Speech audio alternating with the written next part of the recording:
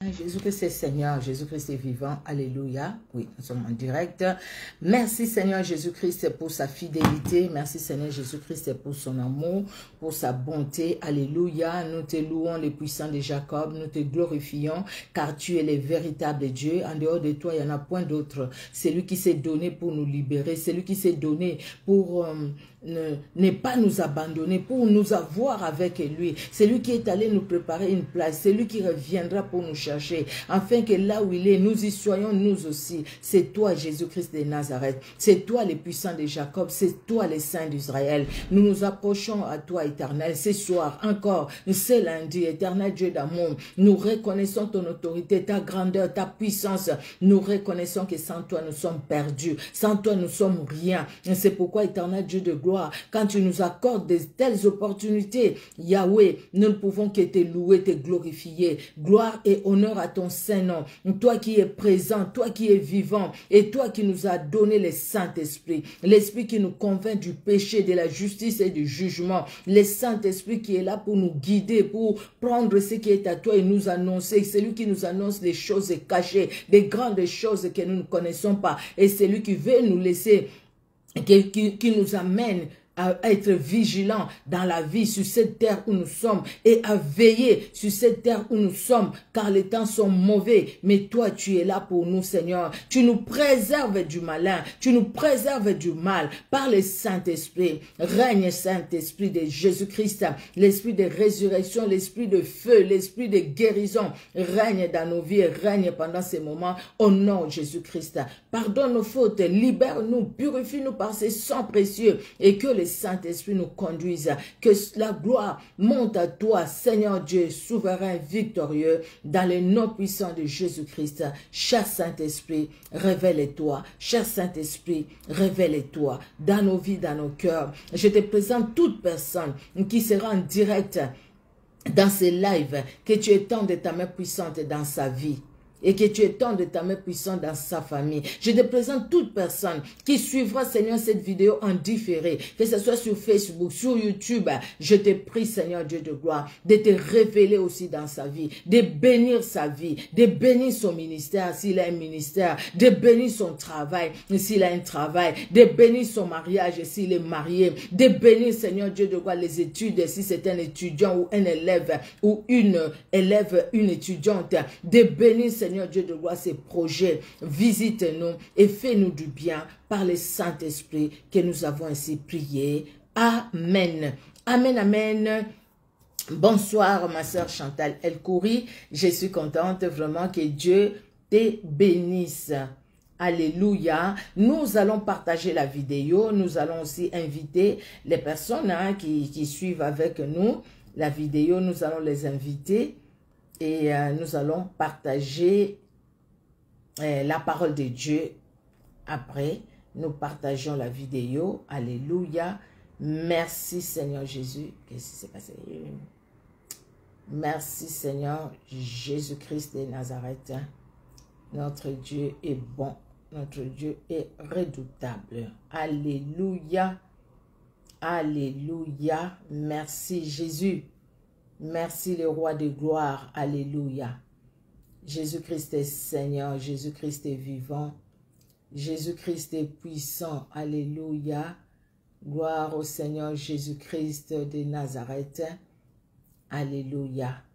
Merci Jésus pour ton amour, merci Jésus-Christ pour ta bonté, merci Jésus-Christ pour ta fidélité, alléluia.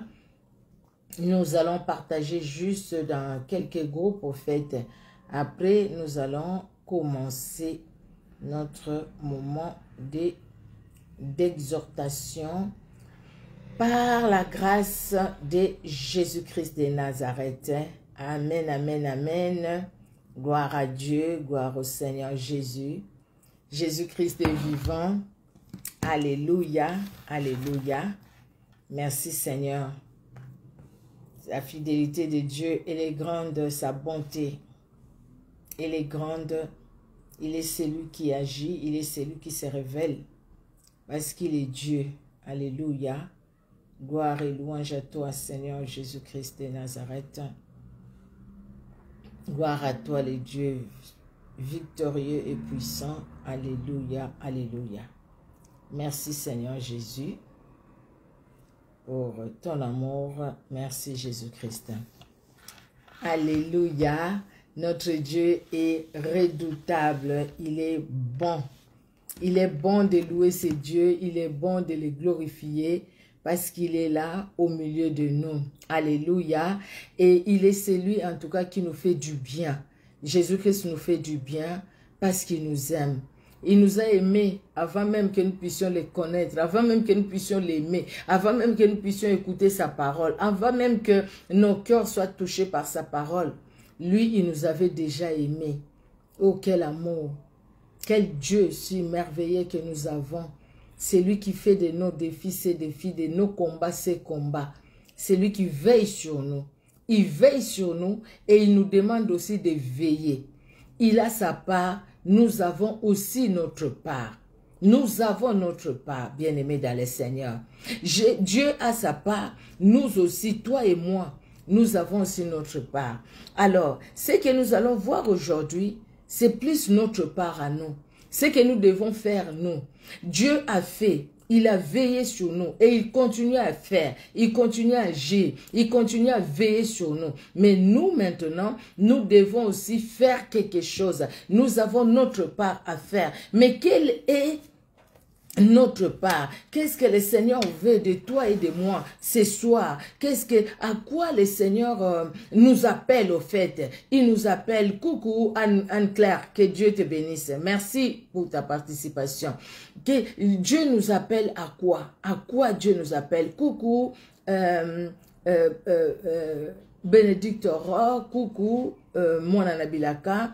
Que Dieu vous bénisse. Que Dieu vraiment dans son amour, bénisse tout un chacun de nous parce qu'il est Dieu. Alléluia. Gloire au Seigneur Jésus-Christ de Nazareth. Alors, aujourd'hui, nous allons parler de la vigilance. Le Seigneur veut que nous soyons vigilants. Il nous le dit dans la Bible. Le Seigneur veut que nous puissions veiller. Dieu veille sur nous les jours comme la nuit. Dieu nous dit, je ne te délaisserai point, je ne t'abandonnerai jamais. Dieu veille sur nous pendant que nous dormons, il est là.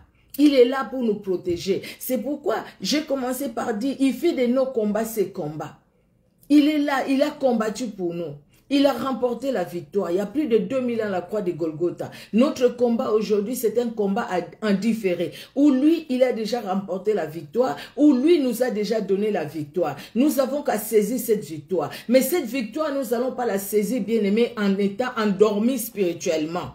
Et cette victoire, nous n'allons pas la saisir, bien-aimés, en nous laissant entraîner par les choses de ce monde, en nous laissant entraîner par notre chair. C'est pourquoi la Bible nous demande d'être vigilants.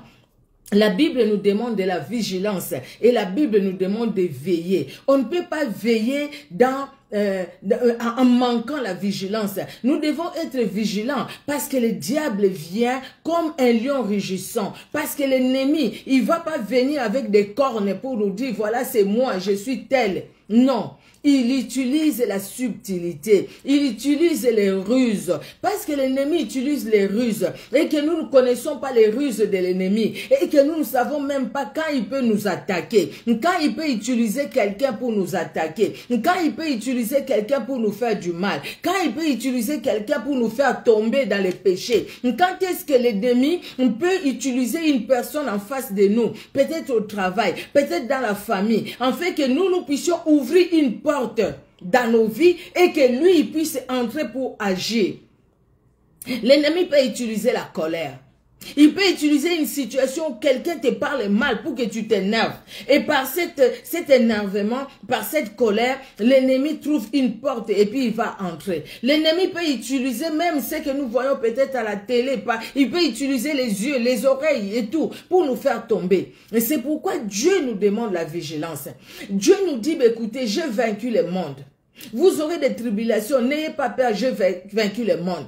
Jésus-Christ nous dit, je vous ai donné le pouvoir de marcher sur les serpents, les scorpions et sur toute puissance de l'ennemi. Jésus-Christ vous dit, la Bible nous dit, Dieu nous dit, il connaît les projets qu'il a formés sur nous. Projets de bonheur, de paix et non de malheur. Donc Dieu a accompli ce qu'il a accompli pour nous. Dieu nous dit aussi, il sera avec nous jusqu'à la fin des temps. Il ne nous abandonnera jamais. Il ne nous délaissera point. La Bible le dit. Dieu nous le dit. Maintenant, notre part à nos bien-aimés, nous devons être vigilants afin que nous devons être vigilants et veiller afin que le plan de Dieu s'accomplisse dans nos vies. Afin que ce que Dieu a dit ne reste pas que parole, mais que cela puisse devenir vie en nous. Que nous puissions vivre, palper cette parole. Au commencement, tout était obscur, tout était informe, vide. La Bible dit, il y a eu une parole, et la lumière soit, et la lumière fut, parce que le Saint-Esprit était là. C'était une parole dans la pensée de Dieu. Il a matérialisé, et la lumière fut.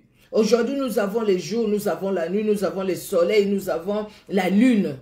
Dans nos vies spirituelles aussi, il y a un moment où le soleil, lui, il y a un moment aussi où c'est la lune qui doit venir parce que nous sommes dans un moment difficile. Nous sommes dans un temps obscur. Nous sommes dans un moment des épreuves. Nous sommes dans un moment de questions. Nous sommes dans un moment où nous ne comprenons rien. Bien-aimés dans le Seigneur, veillons et prions. Nous avons un ennemi qui n'est pas moindre. Il nous voit, nous ne le voyons pas. Pendant que nous dormons, il peut être là, en train de faire des choses, en train d'envoûter, mais nous ne savons pas. C'est pourquoi Dieu nous demande de veiller. C'est pourquoi Dieu nous demande d'être vigilants. Bien-aimés, cela ne veut pas dire que physiquement nous n'allons pas dormir. Oui, physiquement le corps a besoin du repos. Mais spirituellement, bien-aimés, restons debout. Spirituellement, restons debout. Si nous préparons notre nuit, même quand nous allons dormir, nous serons spirituellement debout. Parce que quand l'ennemi viendra comme un fleuve, l'Esprit de l'Éternel les mettra en fuite. Ils viendront nombreux par un seul chemin. La Bible nous dit qu'ils se retourneront par 7 chemins différents. Pourquoi? Parce que toi et moi, nous avons veillé. Pourquoi? Parce que toi et moi, nous avons été vigilants. Alléluia. Nous allons prendre dans les livres d'Apocalypse, ma soeur Willina ou ma soeur Chantal, je ne sais pas qui. Si vous pouvez écrire les passages bibliques, s'il vous plaît. Apocalypse chapitre 3. Du verset 2 au verset 3. Apocalypse 3, 2 à 3. Nous allons lire. Apocalypse chapitre 2, verset 2 et verset 3. Sois vigilant et affermis le reste qui est près de mourir, car je n'ai pas trouvé tes œuvres parfaites devant mon Dieu. Rappelle-toi donc comment tu as reçu et entendu, et garde et répands-toi. Si tu ne veilles pas, je viendrai comme un voleur, et tu ne sauras pas à quelle heure je viendrai sur toi. Si tu ne veilles pas, veille. Sois vigilant et veille. C'est à partir de ces passages, au fait, que nous avons tiré les thèmes. Sois vigilant et veille. Bien-aimé dans le Seigneur. Dieu dit, c'est à l'église de Sardes. Il dit, sois vigilant. Affermis le reste qui est près de mourir. Regarde, il y a le reste là. Hein? Les autres sont déjà morts. Mais le reste qui est près de mourir ne permet pas qu'il meure. Sois vigilant. Veille. Dans ta vigilance, tu dois veiller. Il dit, car je n'ai pas trouvé tes œuvres parfaites devant mon Dieu. Rappelle-toi donc comment tu as reçu et entendu.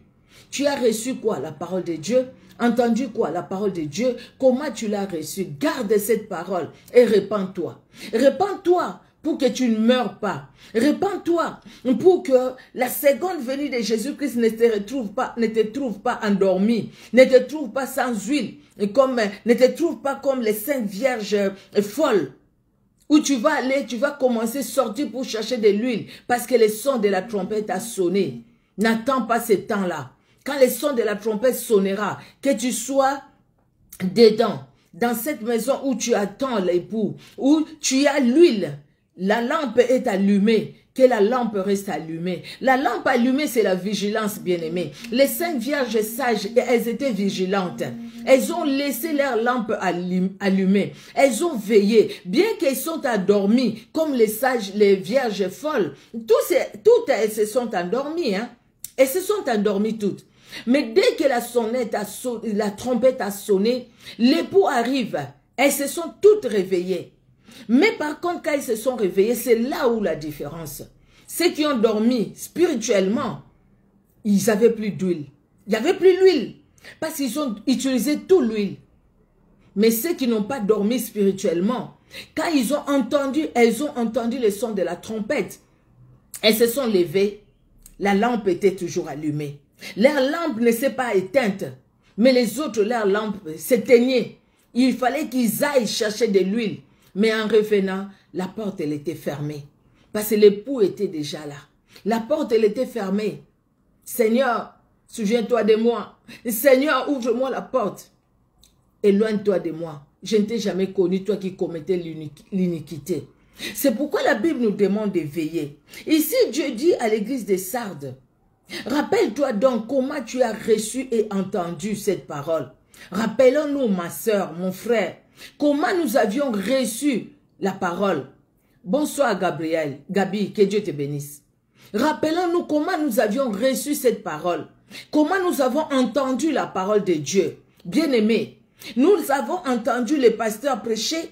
Nous avons suivi peut-être sur Facebook, sur YouTube. Comment nous avons entendu la parole. La Bible dit, garde ce que tu as entendu et répands-toi. Répands-toi parce que quand tu vois, la Bible dit à l'église de Sardes, tes œuvres ne sont pas bonnes devant Dieu. Tes œuvres sont mauvaises.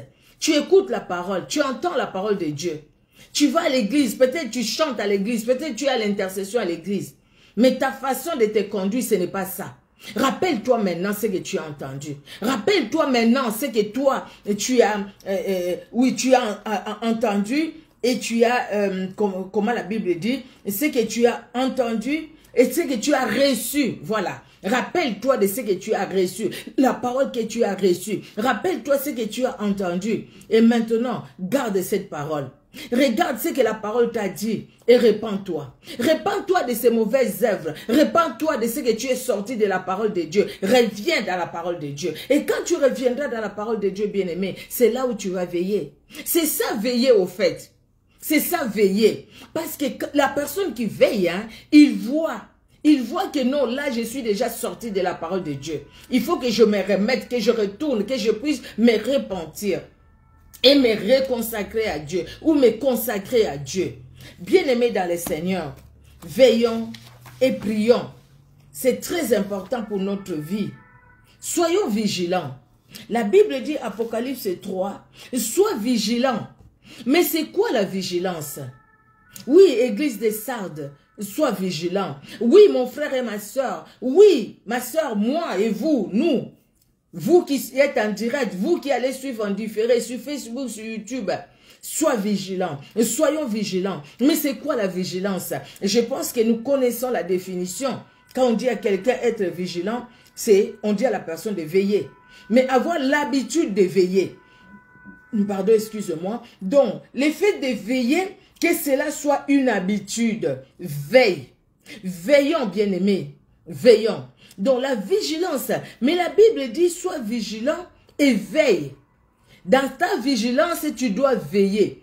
Parce que si dans la vigilance, tu n'as pas veillé, bien que tu as l'habitude de veiller, mais si tu ne veilles pas, parce que la vigilance, il faut avoir l'habitude de veiller. Et cette habitude, ça peut se rompre, ça peut se casser à cause d'un problème, à cause d'une épreuve, à cause d'une vie quelconque, à cause de mauvaises compagnies, à cause de ce que nous avons entendu, à cause de ce que nous avions vu, à cause peut-être de la politique, à cause peut-être du manque de travail, à cause d'une situation que nous traversons dans la vie. Bien aimé, cette habitude peut se casser, cette habitude peut se rompre. Et nous qui étions dans la vigilance, nous allons tomber dans la distraction.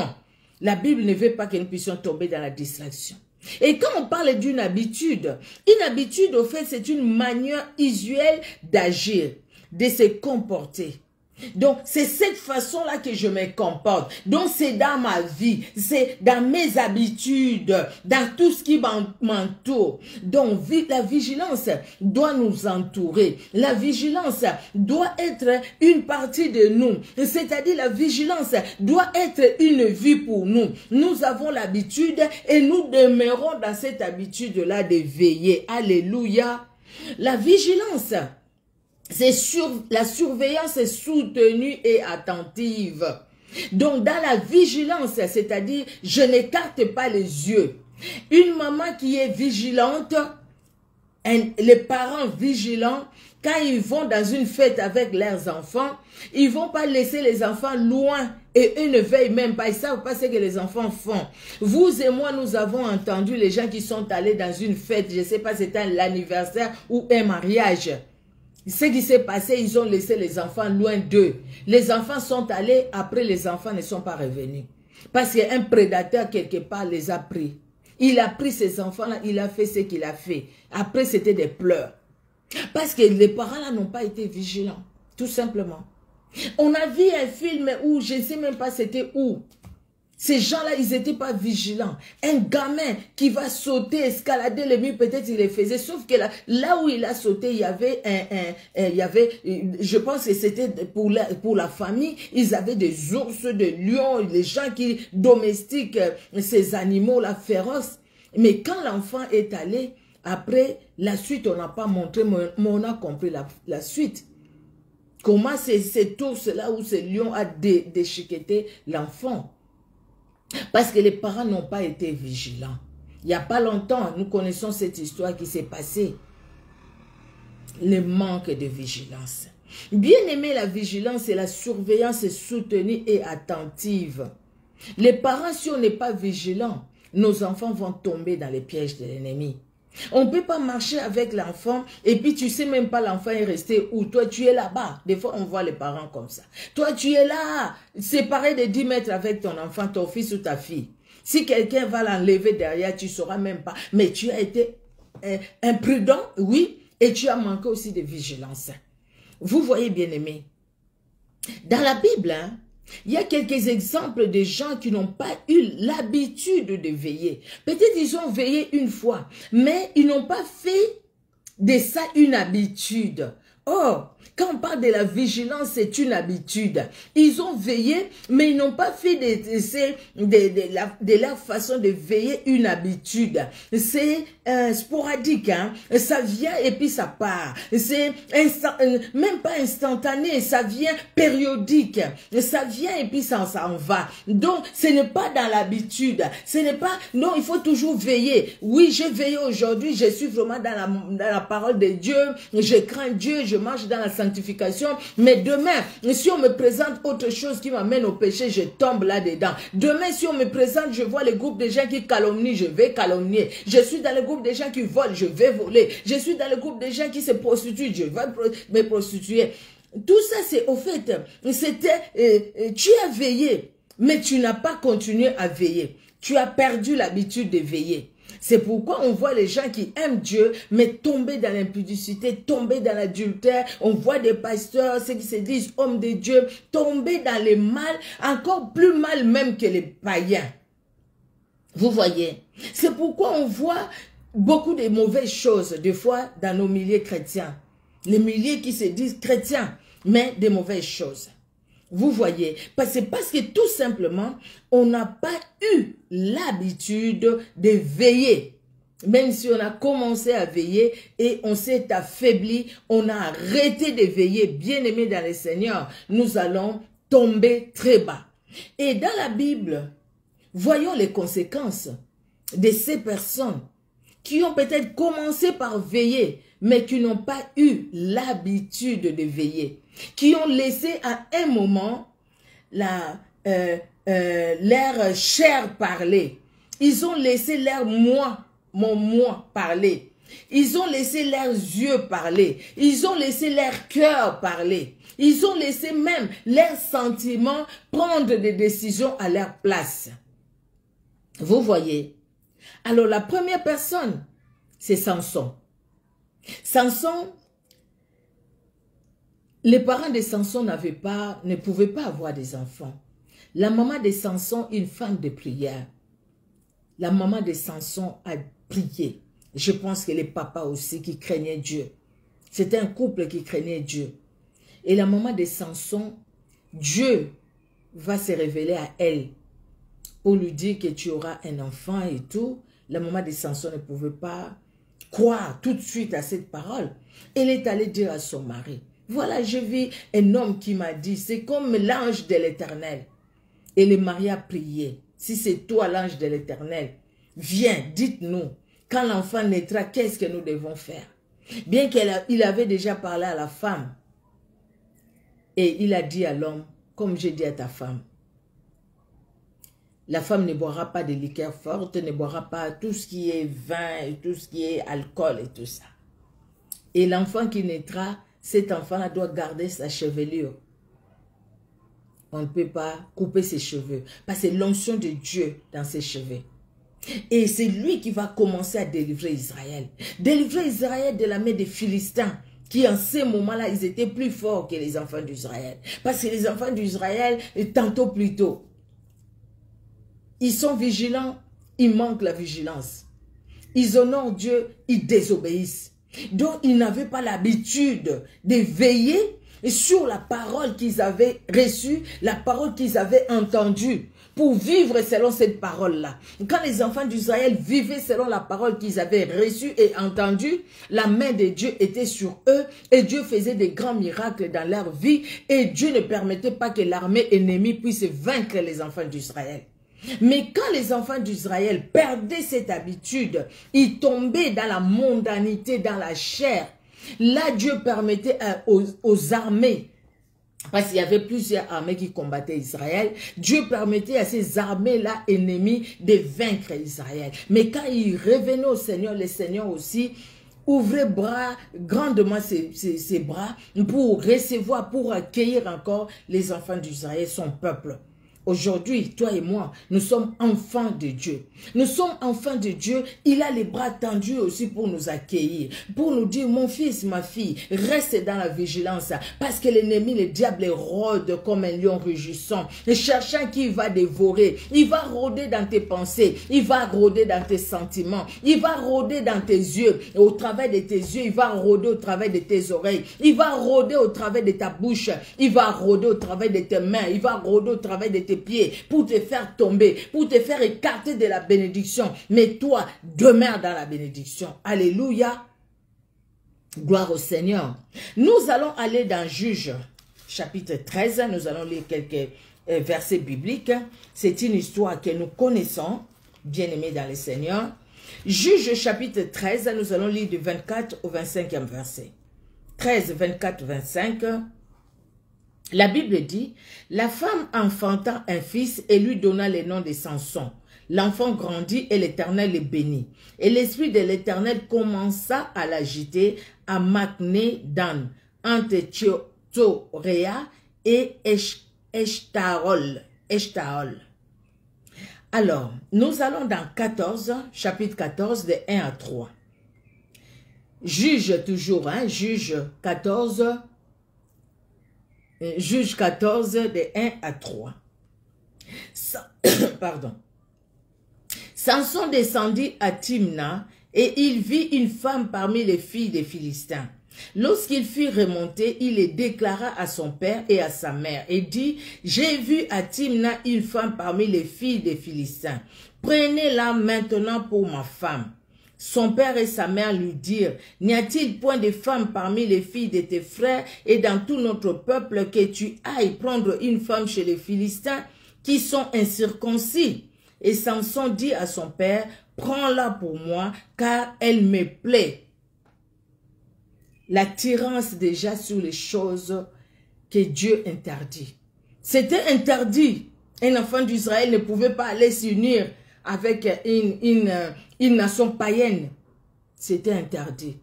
Mais lui, son cœur est allé là-bas. Bien que la Bible nous dit, son père et sa mère ne savaient pas que cela venait de l'Éternel, car Samson cherchait une occasion de dispute de la part des Philistins. En ces temps-là, les Philistins dominaient sur Israël. Mais est-ce que Samson s'est arrêté dans ce qui était dans les plans de Dieu? Dans ce qui était dans les plans de Dieu, Samson a remporté la victoire.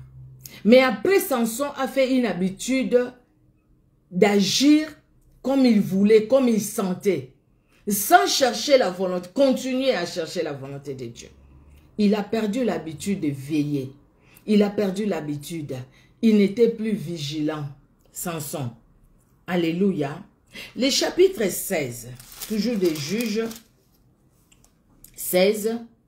Samson partit pour Gaza, il vit une femme prostituée et entrant chez elle. Là, le Seigneur a permis, et nous savons ce qui s'est passé avec cette femme-là. Ces jours-là, Samson a remporté la victoire sur les Philistins. Il a remporté la victoire. Son père et sa mère ne savaient pas que ça venait de l'Éternel pour détruire les Philistins qui combattaient Israël. C'est le temps de Dieu, Dieu le permet. Maintenant, Samson fait maintenant par lui-même. Il va trouver une femme prostituée. Quand on parle de la femme prostituée, c'est-à-dire qu'il y a plusieurs hommes qui viennent là-bas. Il y a plusieurs semences dans cette femme-là. Donc Samson va mélanger sa sémence à lui à d'autres semences. Donc c'est une femme prostituée. C'est une femme, au fait, qui est comment dire, c'est une femme qui peut aller avec n'importe quel homme. C'est une femme que n'importe quel homme peut utiliser pour ses besoins, pour satisfaire ses besoins. Samson ne veille pas. Samson n'est plus vigilant. Et Samson va vers cette femme, de 1 à 4. On dit aux gens de Gaza, Samson est arrivé ici, et ils l'environnèrent et se tinrent en embuscade toute la nuit à la porte de la ville. Et ils restèrent tranquilles toute la nuit, disant, au point du jour, nous les tuerons.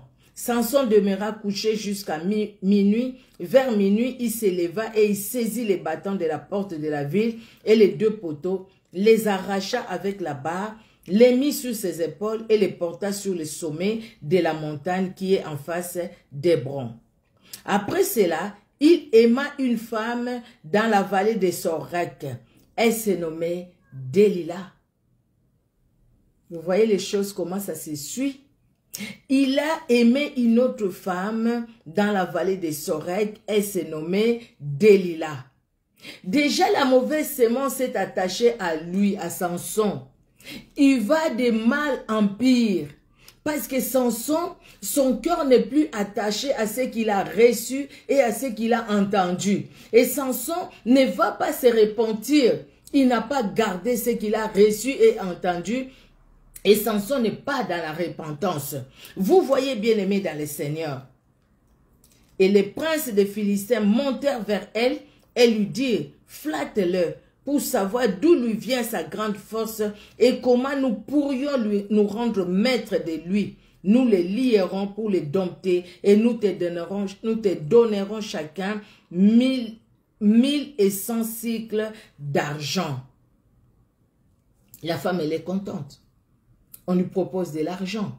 Ils ont vu ce que Samson a fait quand il était parti chez la prostituée.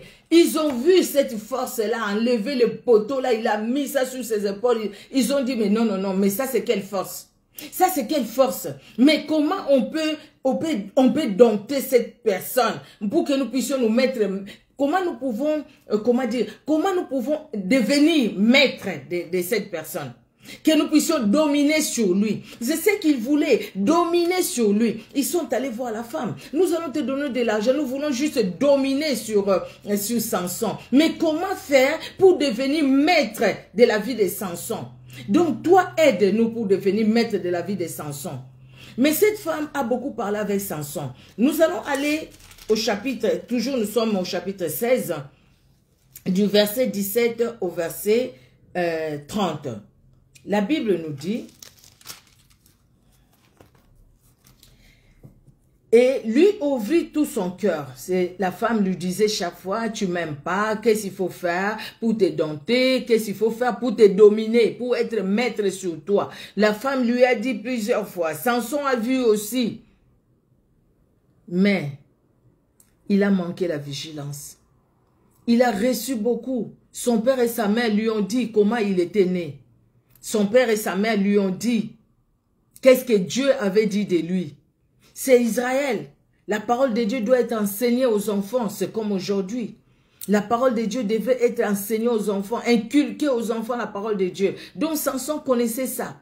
Mais c'est comme si quelque part, je m'en fous de tout ce que j'ai entendu. Maintenant, c'est moi, je suis l'homme fort. Je suis plus fort que quiconque sur la terre. Mais cette force-là ne venait pas de lui. Cette force-là venait de Dieu. Donc la personne qui a donné cette force-là était capable aussi de les récupérer. Et c'est ce qui s'est passé. Vous voyez, bien aimé dans le Seigneur. Il lui ouvrit tout son cœur et lui dit, les rasoirs n'ont point passé sur ma tête parce que je suis consacré à Dieu. C'est pas s'il le savait. Je suis consacré à Dieu dès le ventre de ma mère. Si j'étais rasé, ma force m'abandonnerait, je deviendrais faible et je serais comme tout autre homme. Delilah, voyant qu'il lui avait ouvert tout son cœur, envoya appeler les princes des Philistins et leur fit dire, montez cette fois, car il m'a ouvert tout son cœur. Et les princes des Philistins montèrent vers elle et apportèrent l'argent dans leurs mains. Elle l'endormit sur ses genoux et ayant appelé un homme, elle rasa les 7 tresses de la tête de Samson et commença ainsi à les dompter. Il perdit sa force. Elle dit alors, les Philistins sont sur toi, Samson. Et il se réveilla dans son sommeil et dit, je m'en tirerai comme les autres fois et je me dégagerai. Il ne savait pas que l'Éternel s'était retiré de lui. Quand on manque la vigilance, bien-aimé, quand on ne veille pas, l'Éternel se retire de nous. Et si l'Éternel se retire de nous, c'est-à-dire que le Saint-Esprit est attristé, et quand le Saint-Esprit est attristé, c'est la chair qui va agir. Et la chair ne connaît rien, c'est le Saint-Esprit qui connaît tout. Et la chair n'est pas forte, mais c'est le Saint-Esprit qui est au-dessus de tout. C'est le Saint-Esprit qui nous donne la victoire, c'est le Saint-Esprit. Bien-aimé dans le Seigneur, bien-aimé dans le Seigneur. Quand la Bible nous demande de veiller, quand la Bible nous demande d'être vigilants, comme nous avions lu dans Apocalypse 3, c'est que Dieu dit, l'Esprit dit à l'église de Sardes, bien-aimés, c'est parce que Dieu nous connaît plus que nous-mêmes et c'est parce qu'il nous aime. Et c'est parce qu'il a un plan merveilleux pour nous. C'est parce qu'il ne veut pas nous perdre. Il ne veut pas nous voir dans la perdition. Il ne veut pas nous voir être esclaves du monde des ténèbres. Il ne veut pas nous voir être esclaves de la chair. Il ne veut pas nous voir être esclaves du système de ce monde. Mais il veut que nous soyons entre ses mains, que nous puissions laisser que le Saint-Esprit puisse nous conduire. Que le Saint-Esprit puisse nous conduire, bien-aimés dans le Seigneur. Alléluia. Regardons ça. L'Éternel s'était déjà retiré de lui parce qu'il n'a pas été vigilant. Parce qu'il n'a pas veillé à ce que Dieu lui a dit. Et pourtant, il connaissait ce que Dieu lui avait dit. Il connaissait ça. Mais il n'a pas agi comme Dieu voulait qu'il agisse. Il a été comme les vierges folles. Avec la lampe allumée, mais il n'y avait pas d'huile. L'époux arrive quand l'huile finit aussi dans leur lampe. Parce qu'ils n'avaient pas veillé. Parce qu'ils n'avaient pas été vigilants. Pour garder l'huile dans leur lampe. Bien-aimés dans le Seigneur. Les Philistins les saisirent et lui crèvèrent les yeux. Ils les firent descendre à Gaza et les lièrent avec des chaînes d'airain. Ils tournaient la meule dans la prison. Cependant, les cheveux de sa tête avaient poussé. Et la suite, nous connaissons comment il est mort avec beaucoup de Philistins. Il est mort. Il dit lui-même, donne-moi encore la force que je meure avec les Philistins. Il est allé mourir avec les incirconcis. Bien-aimés dans le Seigneur, quelle sera notre part? Quelle sera notre part quand Jésus-Christ reviendra? Dira-t-il, loin de toi, de moi, je t'ai jamais connu, toi qui commets l'iniquité? Ou il dira, tu as été fidèle dans peu de choses, je t'en confierai beaucoup. Entre dans le repos de ton maître. Viens mon fils, viens ma fille, vivre avec moi. Parce que tu es resté dans la vigilance. Tu as veillé sur ce que je t'avais donné. Tu as veillé sur ce que tu as reçu du Saint-Esprit. Tu as veillé sur ce que tu as entendu. Le Saint-Esprit parlait par les serviteurs, par les servantes. Tu as entendu cela. Et tu as veillé sur ça. Veillé pour vivre cette vie dont Dieu veut que nous puissions vivre. bien-aimés dans le Seigneur, la Bible nous dit de veiller. Veiller, c'est rester volontairement éveillé. Rester éveillé pendant les temps habituellement consacrés au sommeil. C'est vrai que pendant ce temps-là, je pouvais dormir. Pendant ce temps-là, je pouvais me décourager. Pendant ce temps-là, je pouvais ne plus lire la Bible. Pendant ce temps-là, je pouvais refuser d'écouter la parole de Dieu. Mais moi, j'ai choisi d'écouter la parole de Dieu. J'ai choisi d'obéir à la parole de Dieu. Veiller, c'est rester volontairement éveillé. Volontairement, j'ai ma volonté à moi, je mets ma volonté, je demande l'aide du Saint-Esprit et je veille sur la parole de Dieu. Je demande l'aide du Saint-Esprit et j'obéis à la parole de Dieu. Donc, il y a des circonstances qui vont faire de telle sorte que moi, je ne puisse pas obéir à la parole de Dieu. Il y a des situations qui vont nous amener, bien-aimés, à dire même que je ne veux plus lire la Bible. Il y a des circonstances comme ça. Mais nous choisissons de lire la Bible. Nous choisissons d'écouter la parole de Dieu. Nous choisissons d'obéir à la parole de Dieu. Il y a des situations qui peuvent nous amener même à ne plus obéir à la parole de Dieu, à ne plus, bien aimé, faire attention au Saint-Esprit, ne même plus considérer le Saint-Esprit, mais nous acceptons volontairement de dire, ma vie sans Jésus-Christ, ce n'est plus une vie. La vie ne se trouve qu'en Jésus-Christ. En dehors de Jésus-Christ, il n'y a pas la vie. Nous choisissons cela volontairement. Et quand nous choisissons volontairement, c'est ça au fait. C'est-à-dire que nous veillons. Je vois je vais juste tirer les rideaux, si c'est possible. J'espère.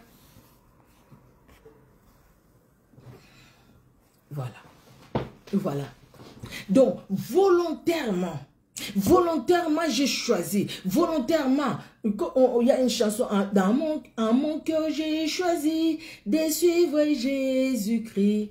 En mon cœur, j'ai choisi de suivre Jésus. Oui, pour toujours. Oui, pour toujours. Au monde, j'ai dit non. Joyeux, je prends ma croix. Au monde, j'ai dit non. J'accepte la croix. Au monde, j'ai dit non. Joyeux, je prends ma croix. Oui, pour toujours. Oui, pour toujours. Alléluia. Oui, pour toujours. J'accepte. C'est ça, veiller. J'ai dit, je suis dans une situation où, non. Dans cette situation, je n'ai même pas la force de lire la Bible. Je n'ai même pas la force de prier les matins ni les soirs avant de dormir. Je n'ai même pas la force de prier avant de manger. Je n'ai même pas la force de parler de Jésus-Christ autour de moi. Je n'ai même pas la force. Mais je me donne, je prends la décision. Je dis, écoutez, je dois prier. Toi, Micheline, tu dois prier. Tu dois prier parce que si Jésus-Christ n'est pas là, tu n'es rien. Parce que ta vie ne dépend que de Jésus-Christ de Nazareth. Je me le dis, je me donne une discipline. La vie de Christ, c'est une vie de discipline. La vie vers la lecture biblique, méditer la parole de Dieu, c'est une discipline. Obéir à la parole de Dieu, c'est une discipline. Bien-aimé, et c'est cette discipline-là qui me permettra de veiller et donc de vivre dans la vigilance, au fait. D'avoir l'habitude de veiller. Cette discipline-là, ça me permettra de veiller. Parce que je serai toujours dans la parole de Dieu et je vais méditer cette parole et je vais demander l'aide du Saint-Esprit pour obéir à cette parole. Sinon, si je ne suis pas dans la discipline, bien-aimé dans le Seigneur, je vivrai tantôt plus tôt. Un pied dedans, un pied dehors. Donc, au fait, je vais dépendre des circonstances. Si les circonstances sont bonnes, alléluia, amen, alléluia. Si les circonstances ne sont pas bonnes, ah, Dieu n'existe pas. Pourquoi il a fait ça pour moi? Vous voyez? Donc, je vais dépendre des circonstances. C'est les circonstances qui vont me conduire. Ça ne sera pas le Saint-Esprit. Mais celui qui veille, bien aimé, c'est le Saint-Esprit qui conduit cette personne. Regardons Samson. Il n'a pas veillé. Et cette femme si tu tresses mes cheveux, il les fait, et puis les Philistins sont sur toi. Il s'en tire, en fait.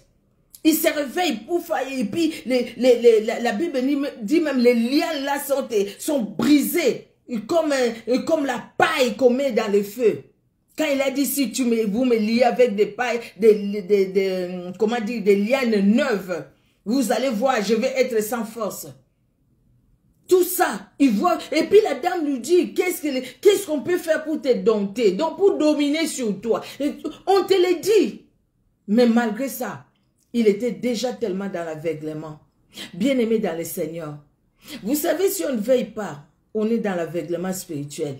Et l'aveuglement spirituel n'honore pas Dieu.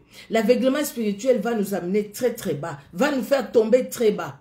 L'aveuglement spirituel va nous éloigner de la lumière. L'aveuglement spirituel va nous amener dans les ténèbres, tout simplement. Et aller mourir avec les Philistins. Donc mourir ensemble avec les Philistins. Donc c'est-à-dire perdre sa vie. Quel était le sort de ces Philistins? Quel est le sort de ces Philistins? Et quel est ton sort? Toi qui acceptes de mourir avec ces gens qui ne connaissent pas le Seigneur. Toi qui acceptes de mourir avec ces gens qui vivent une vie qui n'honore pas Dieu. Bien-aimé, la fin d'une chose vaut mieux que son commencement. C'est la Bible qui le dit. La Bible nous dit dans 1 Corinthiens 10, 23, parce que nous avons notre part. Tout est permis, mais tout n'est pas utile. Tout est permis, mais tout n'édifie pas. 1 Corinthiens 10, 23. Oui, je peux faire tout ce que je veux. Mais est-ce que c'est utile de le faire? Est-ce que ce que je veux faire là, ça va édifier qui? Est-ce que ça va m'édifier d'abord moi-même? Ça va donner un plus dans ma vie spirituelle? Ça va me faire grandir devant le Seigneur? Est-ce que ça va m'aider à connaître encore plus Jésus-Christ ou pas? Si pas, parce que je sais ce qui m'attend. Tout ça, ça passera, ce monde passera. C'est l'éternité avec Jésus-Christ. J'ai dit non, c'est pas important, je laisse tomber. Si au cas où j'étais tombé, je demande au Seigneur de me pardonner. Et je reprends la vie avec Jésus-Christ de Nazareth. Alléluia. 1 Corinthiens 6, 12, la Bible nous dit, tout m'est permis, mais tout n'est pas utile. Tout m'est permis, mais je ne me laisserai asservir par quoi que ce soit. Tout est permis. Oui, tu peux faire ce que je veux. Je peux faire ce que je veux. Mais tout n'est pas utile pour moi. Tout, oui, tout m'est permis. Mais moi, je ne me laisse pas asservir par quoi que ce soit. Je ne veux pas que les situations de ce monde dominent sur moi. Je ne veux pas que mes sentiments dominent sur moi. Je ne veux pas que mon moi domine sur moi. Je ne veux pas que les systèmes de ce monde dominent sur moi. Je ne veux pas. Je ne veux pas. Parce que ma vie dépend de Jésus-Christ. Alors, la deuxième personne, c'est Salomon. Salomon, quelqu'un que Dieu a aimé. Quelqu'un que Dieu a béni. Salomon, c'est le fils de David. Nous connaissons comment il est né, Salomon. La femme d'Uri, Bathsheba, qui est avec David. Dieu choisit cet enfant-là pour prendre la place ou succéder à son père. Il a succédé à son père. Il commence bien. Dieu lui dit, dis-moi, qu'est-ce que tu veux? Qu'est-ce que tu veux que je fasse pour toi? Il dit, je veux que tu me donnes la sagesse. Pour diriger ces grands peuples, j'ai besoin de la sagesse. Donne-moi la sagesse. Dieu regarde et dit, hey, tu ne demandes pas l'argent. Tu ne demandes même pas la mort de tes ennemis. Tu demandes la sagesse. Je te donne tout. Dieu lui a tout donné. Il lui a tout donné. Mais qu'est-ce que Salomon a fait? Nous allons lire juste quelques passages bibliques bien aimés dans le Seigneur. Juste quelques versets, j'allais dire. Alors, 1 Roi 10, de 23 à 24. La Bible nous dit, « Le roi Salomon fit plus grand que tous les rois de la terre, par les richesses et par la sagesse. Tout le monde cherchait à voir Salomon pour entendre la sagesse que Dieu avait mise dans son cœur. Il était très riche, il était grand. Les gens venaient de loin pour entendre la sagesse de Salomon. La reine de Séba est venue. Elle était étonnée. Elle était éblouie par cette sagesse. Il dit, j'ai entendu, on a parlé de ta sagesse, mais là, ce que je viens d'entendre moi-même vis-à-vis de toi, là, dans live, ce que j'ai vu, non, c'est plus que ce que j'ai entendu de toi. Un homme riche, un homme puissant, un homme sage. Il a marché dans la crainte de l'Éternel. Mais, hélas, hélas, hélas, au chapitre 11, de toujours un roi, le chapitre 11 nous dit, le roi Salomon aima beaucoup de femmes étrangères outre la fille de Pharaon, des Moabites, des Ammonites, des Édomites, des Sidoniens, des Étiennes. Que les nations que Dieu a interdit aux enfants d'Israël d'épouser. Lui n'est allé que dans ces nations-là. Il est allé que dans ces nations païennes qui ne craignaient pas Dieu, qui combattaient même Israël. Il s'est tourné vers ces nations-là pour trouver les gens avec qui vivre dans l'intimité. Il est allé donner sa sémence à la sémence, comment dire, jeter sa sémence sur une terre étrangère. Et cette sémence a germé. Cette sémence a donné des fruits. Mais ces fruits-là ne sont pas comestibles. Mais ces fruits-là ne sont pas dignes de Dieu. Mais ces fruits-là n'honorent pas Dieu, bien-aimés dans le Seigneur. Appartenant aux nations dont l'Éternel avait dit aux enfants d'Israël, vous n'irez point chez elles, et elles ne viendront point chez vous. Elles tourneraient certainement vos cœurs du côté de leur Dieu. C'est fit à ces nations que s'attacha Salomon, entraîné par l'amour. Il eut 700 princesses pour femmes et 300 concubines. Et ces femmes détournèrent son cœur. À l'époque de la vieillesse de Salomon, ces femmes, excusez-moi, inclinèrent son cœur vers d'autres dieux. Et son cœur ne fut point tout entier à l'Éternel son Dieu, comme l'avait été le cœur de David son père. Salomon alla après Astarté, divinité des Sidoniens, et après Milcom, l'abomination des Ammonites, et Salomon fit ce qui est mal aux yeux de l'Éternel, et il ne suivit point pleinement l'Éternel comme David son père. Alors Salomon bâtit sur la montagne qui est en face de Jérusalem un haut lieu pour Kemosh, l'abomination de Moab, et pour Moloch, l'abomination des fils d'Amnon. Et il fit ainsi pour toutes ces femmes étrangères qui offraient des parfums et des sacrifices à leur Dieu. L'Éternel fut irrité contre Salomon parce qu'il avait détourné son cœur de l'Éternel, le Dieu d'Israël qui lui était apparu 2 fois. Il lui avait à cet égard défendu d'aller après d'autres dieux. Mais Salomon n'observa point les ordres de l'Éternel. Et l'Éternel dit à Salomon, puisque tu as agi de la sorte et que tu n'as point observé mon alliance et mes lois que je t'avais prescrites, je déchirerai les royaumes de dessus toi et je les donnerai à ton serviteur. Ça s'est accompli. Ce qui s'est passé après Salomon, le royaume s'est divisé en 2.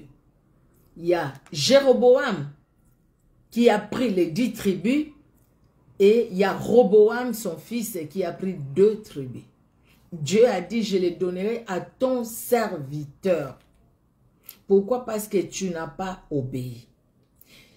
Salomon, n'était pas vigilant.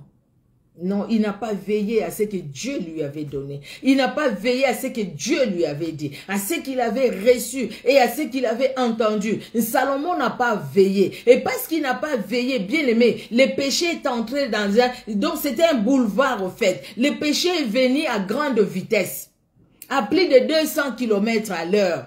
Le péché est entré dans la maison de Salomon. Regardez que Salomon va faire des hauts lieux pour chacun des dieux de ses 700 princesses. Et des 700 princesses qui n'étaient que des étrangères. Et pourtant Dieu lui avait dit. Il n'a pas veillé.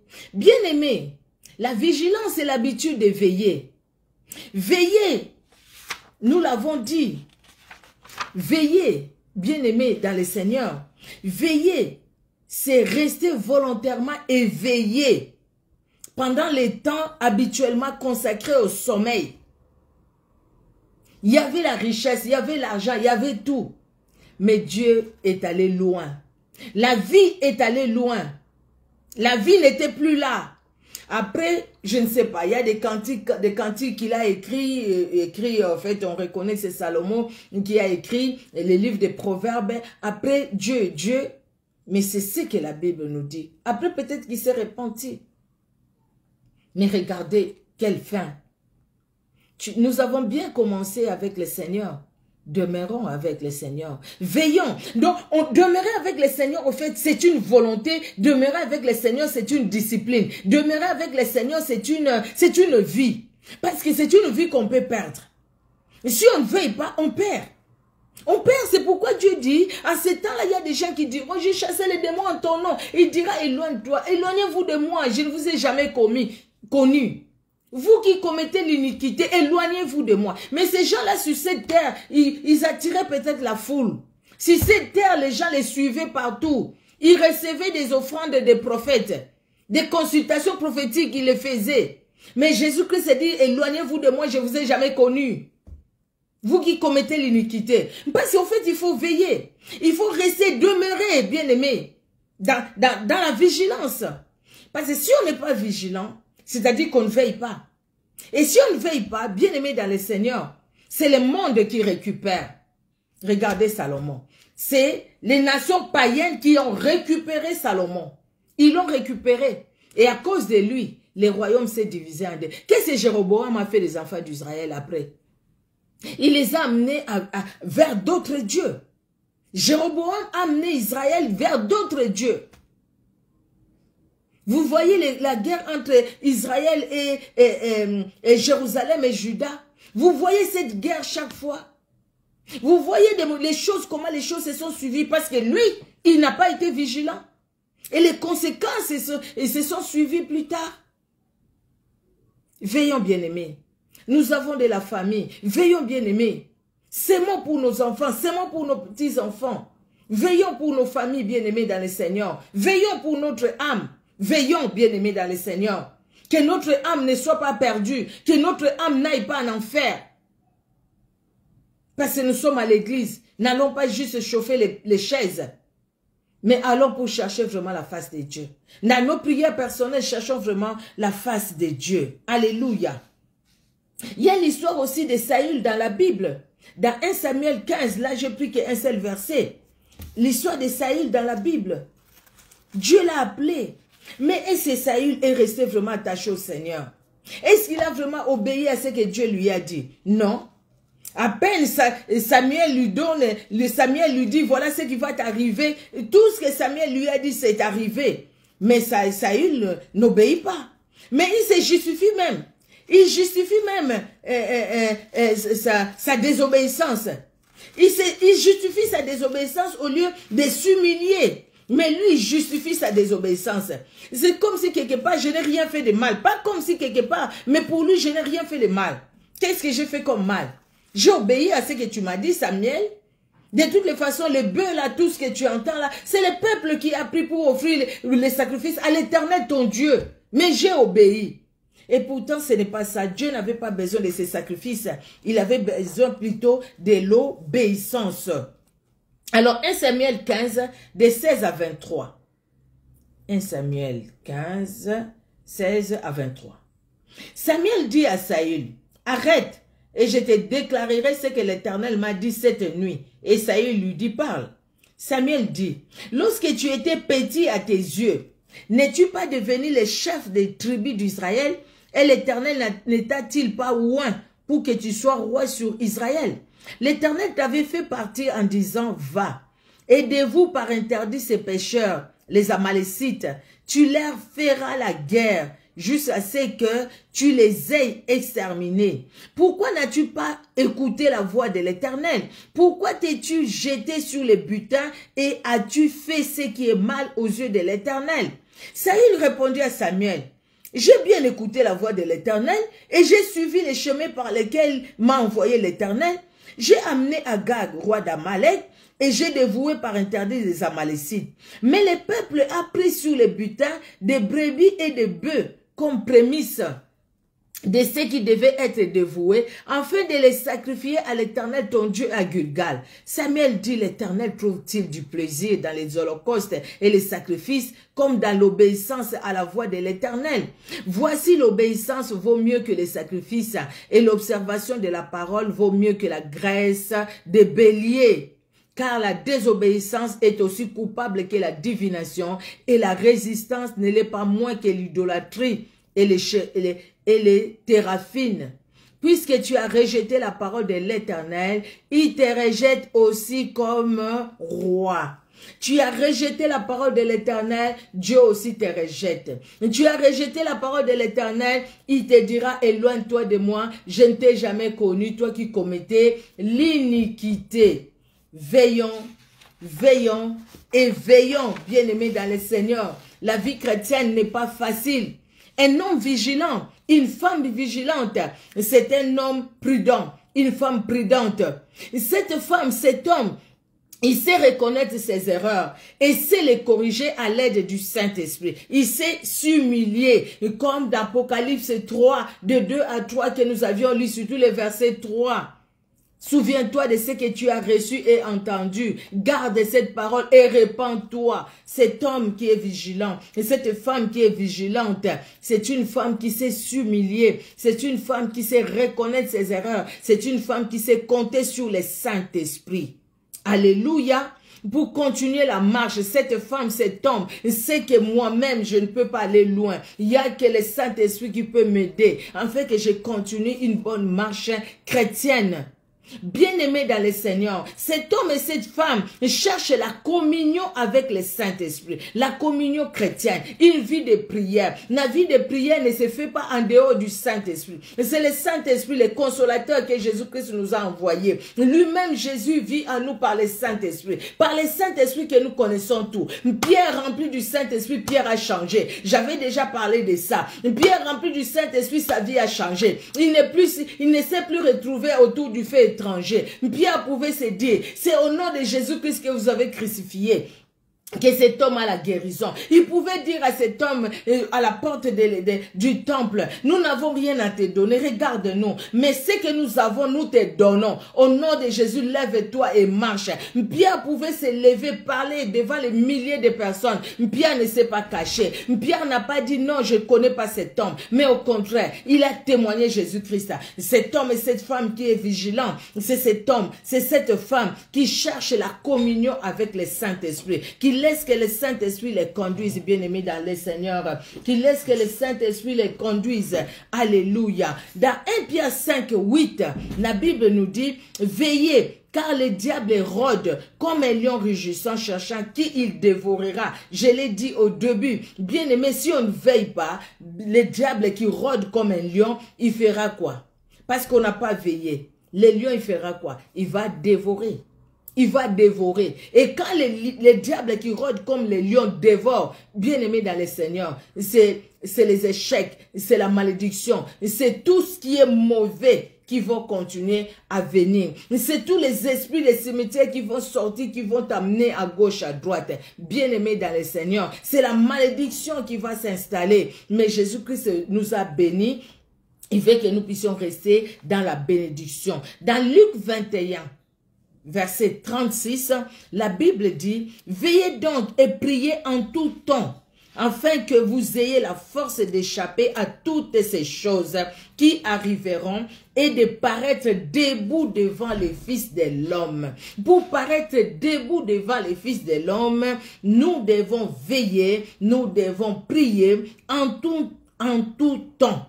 Veillons et prions, bien-aimés, faisons de la prière notre vie et nous devons veiller. Si on ne veille pas, même la prière, on a prié le lundi, on va prier que le dimanche quand on va à l'église. La prière, ça sera que quand on va à l'église. La Bible, ça sera que quand on va à l'église ou quand on suit les lives. Mais soi-même, on n'a pas le temps de lire la Bible, on n'a pas le temps d'écouter la parole de Dieu, on n'a pas le temps d'écouter Dieu nous parler, on n'a pas le temps de prier. Bien aimé, l'intimité personnelle, elle est importante pour paraître debout devant les fils de l'homme. Nous devons veiller, bien aimé. Nous devons veiller, veillons, bien aimé. Le sommeil spirituel viendra dans ce monde où nous sommes. Mais nous devons veiller, c'est notre part. Donc j'ai ma volonté aussi, je mets ma volonté, je vais te suivre parce que je ne peux pas de moi-même. J'ai besoin de l'aide du Saint-Esprit. Matthieu 26, verset 41 nous dit, veillez et priez afin que vous ne tombiez pas dans la tentation. L'esprit est bien disposé, mais la chair est faible. veillons et prions, bien-aimés dans le Seigneur. 1 Corinthiens 16, 13 nous dit, veillez, demeurez fermes dans la foi. Soyez les hommes, fortifiez-vous. Demeurez fermes dans la foi. Demeurez fermes, bien-aimés dans le Seigneur. C'est pas de la blague, hein? C'est pas de la blague. Hein? Donc c'est quelque chose, nous devons être déterminés, nous devons être disciplinés. Sinon après, on voit quelqu'un qui a reçu Jésus-Christ, ça fait je ne sais pas combien d'années, mais la personne est toujours, comme on dit dans ma langue, qui simbi spirituel. La personne ne grandit jamais dans sa vie spirituelle. La personne ne grandit pas. Depuis qu'il a reçu Jésus-Christ comme Sauveur et Seigneur, sa vie est restée la même. Et pourtant, ce n'est pas ça, ce que le Saint-Esprit veut de nous. Nous recevons Jésus-Christ comme Sauveur et Seigneur, nous avons des faiblesses, mais nous devons grandir. Alléluia, alléluia. Dans 1 Corinthiens 10, verset 12, la Bible dit, ainsi donc, que celui qui croit être debout prenne garde de tomber. Nous croyons être debout, mais prenons garde de tomber. Nous croyons être vigilants, mais prenons garde, bien-aimés dans le Seigneur, de tomber. Nous croyons veiller, mais prenons garde, bien-aimés, de tomber. Prenons garde parce que nous sommes dans un monde où les choses ne vont pas en s'améliorant. Non. Les choses vont en s'empirant parce que Jésus-Christ revient bientôt. Ce que nous voyons peut-être maintenant, c'est encore rien. Mais les choses encore difficiles viendront. Les choses ne vont pas en s'améliorant. Nous pouvons beau prier pour la paix dans le monde. Nous prions pour la paix dans le monde. Mais regardons ce qui se passe maintenant. Guerre à gauche, guerre à droite. On a enlevé là-bas, on a tué là-bas. Les jeunes sont maintenant devenus, je ne sais pas comment. Les jeunes de 14 ans, 13 ans, 15 ans. Il a fait, les jeunes ont fait, les jeunes ont fait. Nous suivons les informations, on ne nous parle toujours pas de bonnes choses. On n'a jamais vu ce qu'on est en train de vivre aujourd'hui. Même ce qui s'est passé hier, les élections ici en France. Même eux-mêmes, quand ils donnent des discours, ils les disent. Et aujourd'hui, c'est presque en Europe. Vous avez vu comment l'extrême droite est montée? Ça ne fait pas réfléchir, ça. Ça doit nous faire réfléchir, non? Chacun est libre, hein? Chacun est libre. Mais à vous et à moi, c'est un sonnette d'alarme pour nous dire, mes enfants, mon fils, ma fille, veille. Mon fils, ma fille, entraîne ton cœur à obéir encore plus au Saint-Esprit, à marcher encore plus avec le Saint-Esprit. Vis encore plus en intimité avec Jésus-Christ par le Saint-Esprit. Parce que les choses que nous vivons aujourd'hui, ça peut décourager quelqu'un. Ça peut refroidir quelqu'un spirituellement. Mais vous et moi, ne nous refroidissons pas spirituellement. Au contraire, attachons-nous encore plus au Seigneur. C'est pourquoi Dieu nous demande de la vigilance. Jésus-Christ de Nazareth nous demande de la vigilance. Jésus-Christ de Nazareth nous demande de veiller. Veiller et prier. Ça, c'est la parole qui vient de la bouche de Jésus-Christ lui-même. Veiller et prier. Vous ne savez pas, ni les jours, ni l'heure, mais veillez, priez. Veillez, priez. Et demeurez dans la prière, demeurez dans la présence de Dieu. Priez pourquoi? Parce que dans la prière, nous sommes en communion avec Dieu. Nous dialoguons avec lui. C'est comme ça qu'il va nous révéler les choses cachées par le Saint-Esprit. Et là où nous avons fauté, là où vraiment nous nous sommes penchés un peu vers les choses qui ne l'honorent pas, il nous redresse par le Saint-Esprit. Et pense, souviens-toi de ce que tu as reçu, ce que tu as entendu. Garde cette parole. Celui qui m'aime garde mes commandements, dit la Bible dans Jean 15. Celui qui m'aime garde mes commandements, bien-aimé dans le Seigneur. Garder les commandements de l'Éternel, c'est veiller sur la parole que nous avions entendue. C'est vivre cette parole, c'est être vigilant. afin que nous ne puissions pas perdre la parole que nous avions reçue et entendue par le Saint-Esprit. La parole que nous avions reçue et entendue, Jésus-Christ a prié pour nous. Jean 17, nous voyons la prière de Jésus. Il continue à intercéder pour nous. Mais nous demeurons aussi en lui, afin de vivre sa paix, de vivre sa parole. Alléluia. Que Dieu, dans son amour, bénisse tout un chacun bien-aimé. Nous, par la grâce de Dieu, vous et moi, le Saint-Esprit nous parle. Tous, le Saint-Esprit nous parle. C'est à nous maintenant. Dieu, il fait, il a fait, il s'est donné.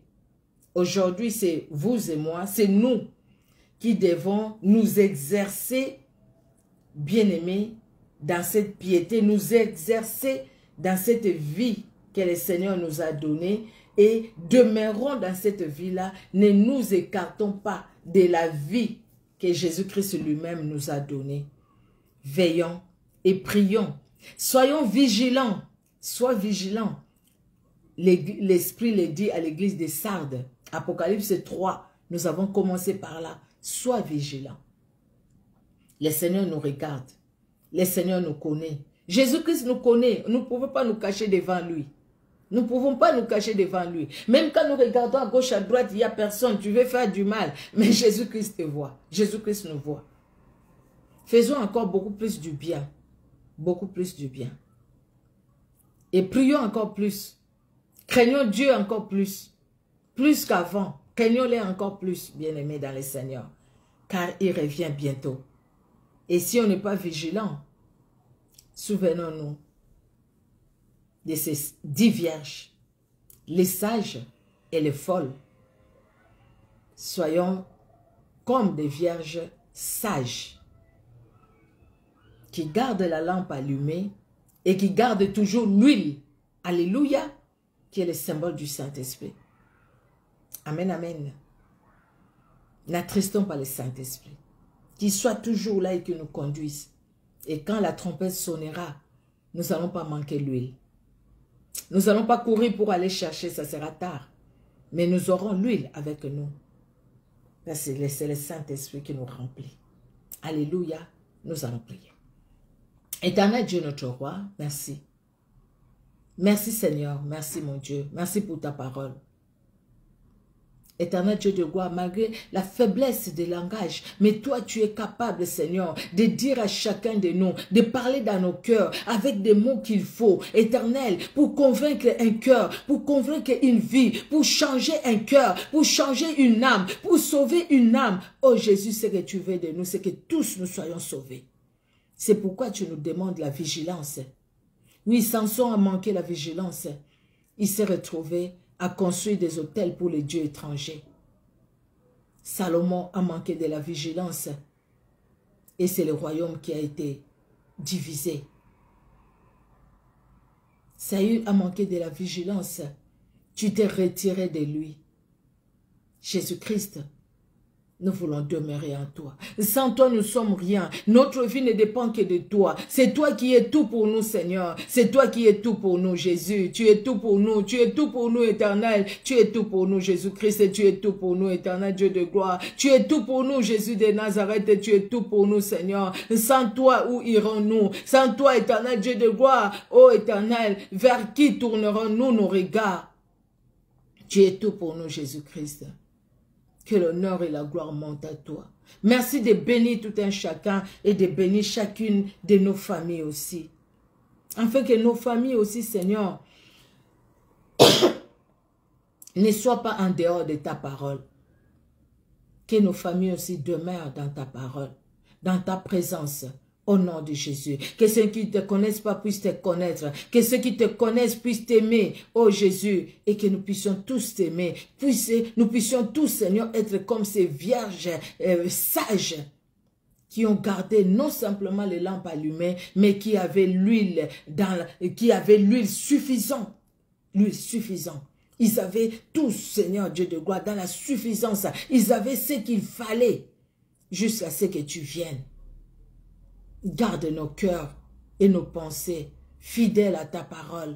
Garde nos cœurs en toi, éternel Dieu de gloire, que le Saint-Esprit nous conduise, l'Esprit de vérité nous conduise, l'Esprit qui guérit nous conduise, l'Esprit de délivrance nous conduise, l'Esprit de puissance nous conduise, l'Esprit de la parole nous conduise. Le Saint-Esprit conduit-nous, l'Esprit de la Pentecôte, toi qui as changé la vie de Pierre et des autres disciples, tu es capable aussi de nous changer, de nous transformer, alléluia, de nous donner l'onction que nous avions manqué. Oh éternel Dieu de gloire, Pierre ne s'est plus retrouvé autour du feu étranger, mais au contraire, c'est le feu du Saint-Esprit qui a habité son cœur. Il a parlé avec zèle, il a parlé avec détermination, parce que Saint-Esprit, tu avais rempli son cœur. Cet homme, cette femme vigilante, c'est cette femme, cet homme qui est en communion avec toi, l'Esprit de vérité, qui te laisse, toi, l'Esprit de vérité, agir dans sa vie, agir dans nos vies, Saint-Esprit. Parle-nous, Saint-Esprit, parle-nous, Saint-Esprit. Convainc-nous, Saint-Esprit. Alléluia, alléluia, alléluia. Gloire et louange à toi, Seigneur. Tu es merveilleux dans ton amour éternel. Tu es puissant et tu es vivant, Jésus-Christ. À toi l'honneur, à toi la gloire. Toi qui n'as aucun nombre de variations. Toi qui étais, qui est et qui sera. Tu es le même. Hier, aujourd'hui et éternellement. Merci Père pour ce temps que tu nous as accordé. La prochaine fois quand tu nous accorderas encore un moment pareil, nous ne manquerons pas Seigneur de lever la voix vers toi. Nous ne manquerons pas éternel Dieu de gloire de transmettre ce que tu déposeras sur notre cœur par le Saint-Esprit. Nous ne manquerons pas éternel Dieu de gloire de nous abandonner, nous recommander entre tes mains afin que le Saint-Esprit nous conduise. Toute l'honneur, toute la gloire à toi Jésus-Christ de Nazareth. Amen. Amen, amen, amen. Que Dieu vous bénisse, que Dieu vous bénisse. Alléluia. Maman Mosakoli Mete, la servante de l'Éternel, la prophétesse. Vraiment que Dieu te bénisse.